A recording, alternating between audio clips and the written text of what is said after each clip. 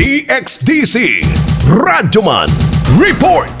Namatikdan sa Kingdom of Jesus Christ kan Kojc nga mihubas ang ihap sa PNP personnel sulod sa compound diyang nasayrang adunay ilusad nga ocular inspection ug public hearing ang Committee on Justice and Human Rights ugmang adlaw September 6, 2024. Atol sa press briefing na Attorney Israelito Torion, gibutyag niini nga sa iyang nabantayan dako-dako gyud ang pagkunhod sa ihap sa kapulisan apan pabiling kontrobersiya ang giingong pagpanghakot og bato, balas ug mga semento sulod silang compound nga gituuhan karong pangtabon silang yutang gikalot. Samtang gibutyag usab ni Police Major Catherine De La Rey, ang spokesperson sa Police Regional Office kan PRO 11 nga andam sila makig-alayon sa Senado sa naisgutang inspeksyon og investigasyon ug mo-assist sa records ug sa lokasyon.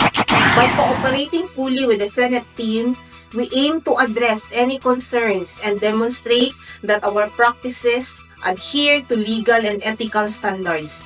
Our goal is to reinforce public trust in our agency by showcasing our commitment to lawful and responsible policing.